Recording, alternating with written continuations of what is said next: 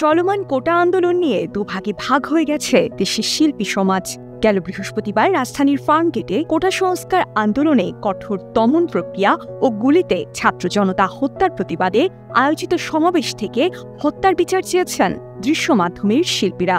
আমরা চাই যে কে এসছে এখানে, কারা এসছে এসব নিয়ে ফোকাস না করে ফোকাসটা চাই আমাদের মেইন ইস্যুটা নিয়ে, যে যারা গ্রেফতার হয়েছে আমরা তাদের মুক্তি চাই, মিথ্যা মামলা যারা গ্রেফতার হয়েছে এবং যাদের হত্যা হয়েছে সেসব হত্যার বিচার চাই। অন্যদিকে একই দিন কোটা সংস্কারের দাবিতে আন্দোলনকে কেন্দ্র করে আগুনে ক্ষতিগ্রস্ত বিটিভি ভবন পরিদর্শন করেছেন চলচ্চিত্র, নাটক ও সঙ্গীতাঙ্গনের শিল্পী পরিচালকরা।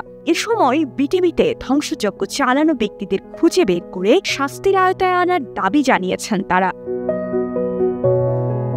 তবে সাধারণ শিক্ষার্থীদের হত্যা নিয়ে প্রতিবাদ না করে বিটিভি প্রাঙ্গণে যাওয়া শিল্পীদের নিয়ে সমালোচনার ঝড় বইছে সোশ্যাল মিডিয়ায়। এই সমালোচনার রেশ দেখা যাচ্ছে শিল্পীদের মধ্যেও। ঝরে যাওয়া সাধারণ শিক্ষার্থীদের প্রতি শোক প্রকাশ না করে বিটিভি ভবনের সামনে কান্নাকাটি করে খোদ সহকর্মীদের ক্ষোভের মুখে পড়েছেন তারা।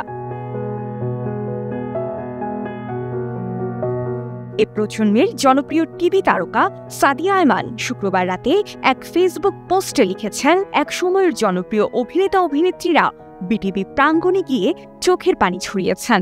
অবশ্য তাদের জীবন ও ক্যারিয়ারের সঙ্গে বিটিভি কেন্দ্রিক স্মৃতি ওতপ্রোতভাবে জড়িত। তাদের দুঃখ পাওয়াটাও স্বাভাবিক, কিন্তু এতগুলো ছাত্রছাত্রী ও সাধারণ মানুষ যে মারা গেল তা নিয়ে একবারও কিছু বললেন না। একবারও এই মানুষগুলোর হত্যার বিচার চেয়ে কিছু বললেন না কেন? গোলাগুলি, হত্যা, রক্ত এগুলো দেখতে চাই না, এগুলোর বাইরে আমরা থাকতে চাই, আমরা শান্তি চাই। শিল্পীদের একাংশের নীরবতার সম্ভাব্য কারণও নিজের স্ট্যাটাসে ব্যাখ্যা করে সাদিয়া লিখেছেন, কারণ যারা এই আন্দোলনে প্রাণ হারিয়েছেন তারা আপনাদের কেউ না। তাদের বা তাদের পরিবারের দ্বারা আপনাদের কোনো লাভ হবে না, স্বার্থ হাসিল হবে না, কিংবা ক্ষমতাও পাবেন না। তাই কি নিজেদের লাভ ক্ষতি চিন্তা করে ক্ষমতার স্বার্থে কিংবা কাউকে দেখানোর জন্য আপনারা যে কথাগুলো ক্যামেরার সামনে বলেছেন এগুলো সারা জীবন আর্কাইভেই থাকবে, আমাদেরও মনে থাকবে। ৯০-এর দশকের যেসব শিল্পীর কাজ দেখে বড় হয়েছেন তাদের একাংশের এমন কর্মকাণ্ডে হতাশা প্রকাশ করেন সাদিয়া আয়মান। দীর্ঘ পোস্টে তিনি লেখেন, জেনারেশন টু জেনারেশন জানবে ৯০-এর দশকে যাদের অভিনয় টিভি স্ক্রিনে দেখে মুগ্ধ হয়েছি, এখন তাদের বাস্তব জীবনের কর্ম দেখে আমরা বিস্মিত ও লজ্জিত। দুঃখের সঙ্গে জানাচ্ছি যে আপনাদের প্রতি শ্রদ্ধা আর কখনো ফিরে আসবে না। সমালোচনার মুখে পড়েছেন দুই বাংলার জনপ্রিয় অভিনেত্রী জয়া আহসানও। কোটা সংস্কার নিয়ে অভিনেত্রীর ফেসবুক পোস্টকে বিমূর্ত বলে মন্তব্য করছেন অনেকে। একজন লিখেছেন, আপনি বিটিভি আর ফার্মগেটের মাঝখানে মহাখালীতে আছেন এই লেখাটি দিয়ে।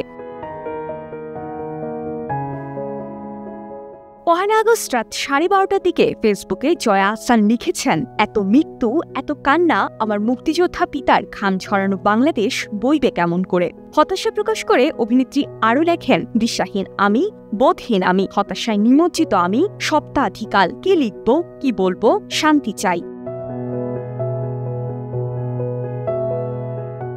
জয়ের ওই পোস্টে শতাধিক মন্তব্যকারীর প্রায় সবাই তাকে নিন্দা জানিয়েছেন।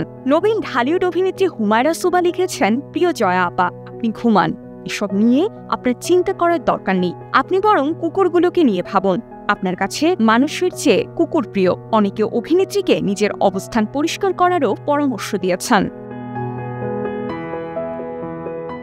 দেশের চলমান সহিংসতার মধ্যে নিজের ইনস্টাগ্রাম অ্যাকাউন্টে সাকিব আল হাসান সপরিবারে ঘুরে বেড়ানোর ছবি প্রকাশ করে লিখেছেন ফ্যামিলি টাইমস। সাকিবের ওই পোস্টটি ট্রল করে সালমান মুক্তাদির জানতে চেয়েছেন, এটা কি প্রাণী।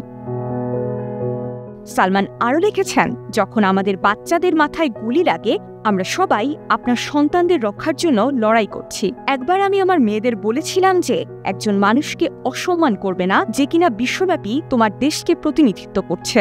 আমি অবশ্যই তাদের বলবো যে আপনি সেই মানুষ নন। বিনোদন ডেস্ক, ৫২ টিভি।